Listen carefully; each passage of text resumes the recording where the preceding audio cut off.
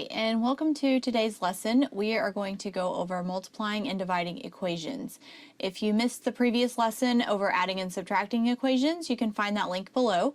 And so we're going to go ahead and get started, assuming that you've already seen that one because a lot of it is connected.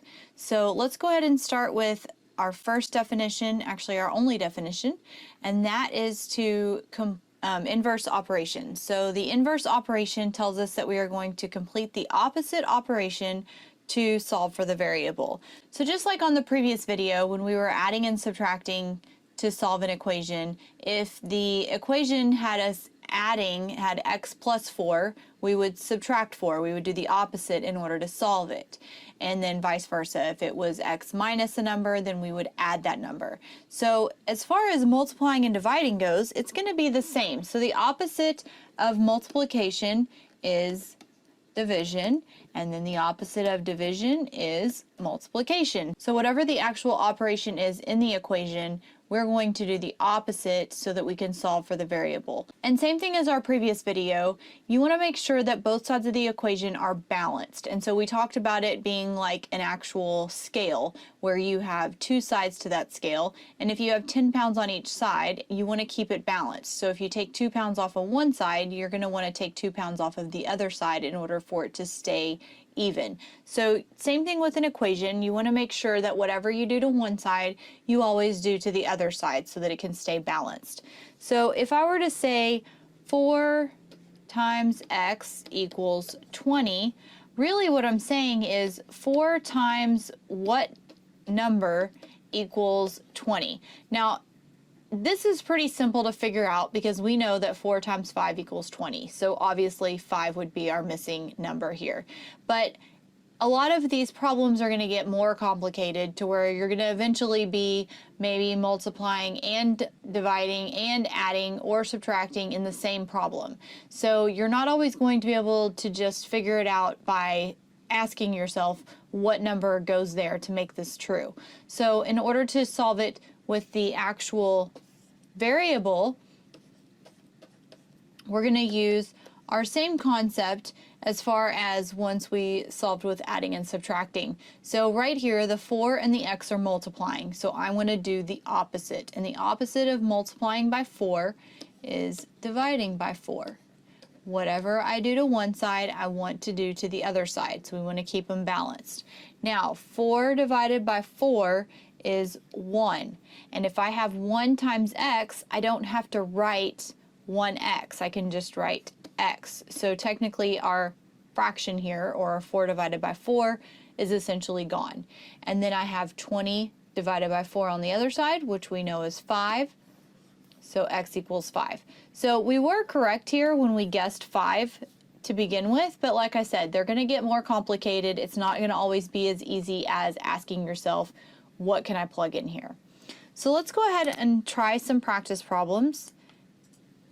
And these are probably practice problems you're going to catch on to pretty quickly, but we're going to have some variation here to kind of help you figure out how to solve each problem regardless of what it involves. So the first problem we have is pretty simple. We have 8x equals 48. So go ahead and solve this one on your own. You can pause the video, and I really encourage you to solve it like we just did for our sample problem. All right, so let's go ahead and try it. So I have 8 times x, and the opposite of multiplying is dividing by 8. So I'm going to divide both sides by 8, which means that my 8 divided by 8 on this side cancels. And so all I'm left with here is x equals 48 divided by 8, which is 6. So my answer is 6. Now, just like with our adding and subtracting, we can actually plug in our answer to solve and make sure it's correct. So if I were to plug in a 6 for the 8x, I have 8 times 6 equals 48. And we know that this is true because 8 times 6 is 48. So that's the correct answer.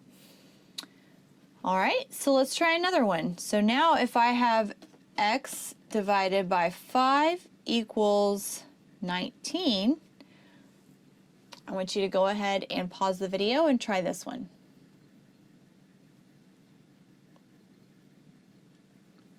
All right, let's go ahead and solve this one. So now instead of multiplying, we have division. And so the opposite of dividing by 5 is multiplying by 5, and whatever I do to one side, I have to do to the other side. So on this side, my 5 divided by 5 cancels, so all I have left is x. And then on the other side, 19 times 5 is 95. Now, if I were to plug this in and say 95 divided by 5 equals what? It would be 19, so we know our answer is correct. All right, let's try another one. So I have 2/3 x equals 4. This one's a little trickier, but I'm going to let you pause the video and try this one on your own.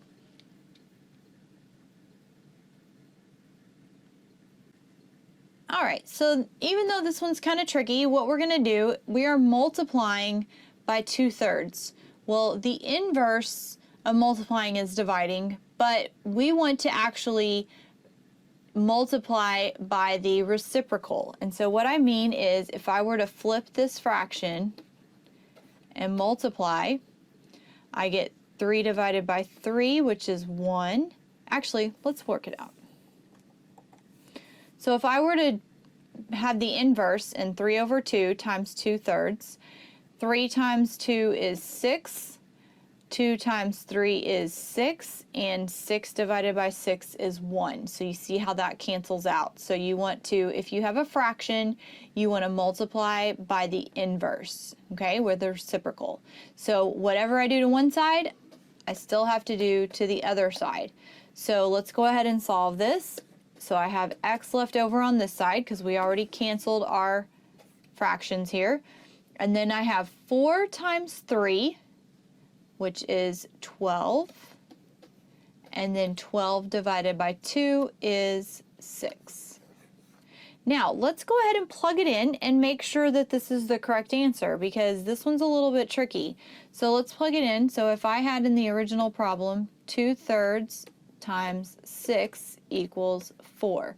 Well, 6 times 2 is 12, and 12 divided by 3 equals 4. So 4 equals 4, so my answer is correct. So x equals 6 is your solution.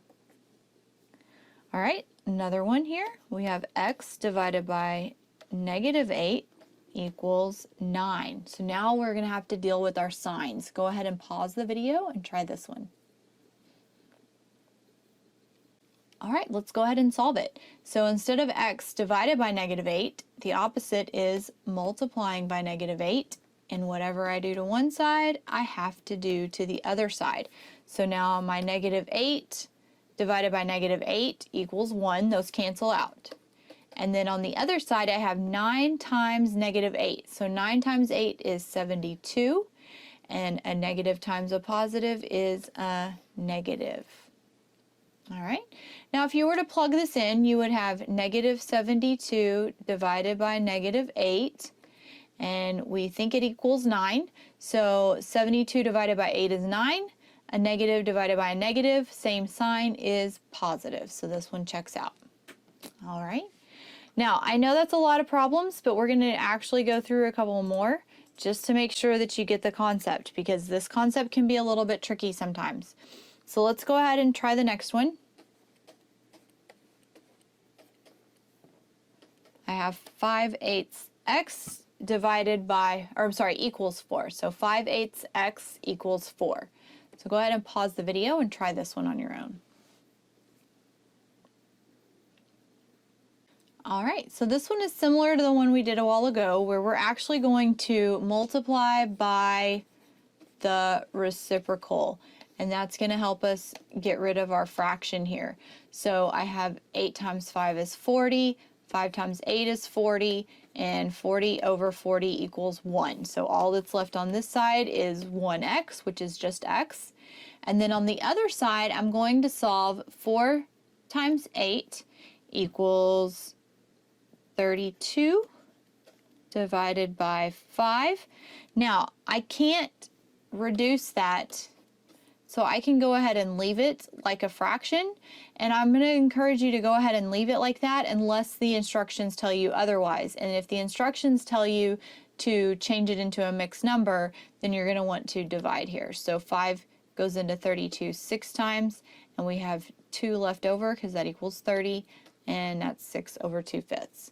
So this right here could be your solution, but if your instructions tell you to turn it into a mixed number, go ahead and complete that. All right,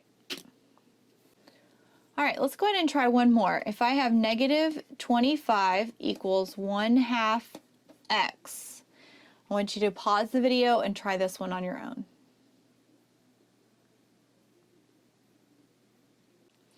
All right, so even though the x is on the right side of the equal sign, I'm still going to isolate my x, which means I want to move the 1/2. And the opposite of 1/2 is going to be the reciprocal. So the reciprocal of multiplying by 1/2 is multiplying by 2 over 1.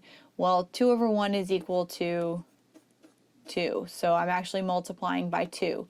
So 1/2 times 2 over 1 is going to cancel out to equal 1. So all I have left on this side is x. And then a negative 25 times 2 equals a negative 50. Because I'm dividing by 1, I don't need to write that in the denominator. So my answer is x equals negative 50. Now let's try this one out because we aren't sure if it's right and we want to make sure. So we have a negative 25 equals a 1/2, equals 1/2 times negative 50. Okay, so if I were to work this out, negative 50 times 1 is negative 50. And then I have 2 in the denominator. And negative 50 divided by 2 equals a negative 25. So our answer is correct. Now, when you're checking your answers, you need to make sure that you pay attention to your signs and make sure that when a negative divided by a positive, it equals a negative, because those signs could be wrong, which would completely change your answer. Now, back to our solution here. Even though the x is on the right-hand side of the equal sign, x equals negative 50 is the same solution. So really, it doesn't matter which side you write the x on unless you have a preference, but these are equal statements, so it doesn't matter which way you write it. So that's just a basic overview over solving multiplying and dividing equations. So these are just one-step equations. If you want to go back to the add and subtract video, you can check out the link below, and then we'll have another practice session over all of the adding and subtracting, multiplying and dividing equations, so that video will also be linked below. And we hope you enjoyed today's video. If you want to leave us a comment, you can do that below. Please like our video and subscribe, and we'll see you again later. Bye.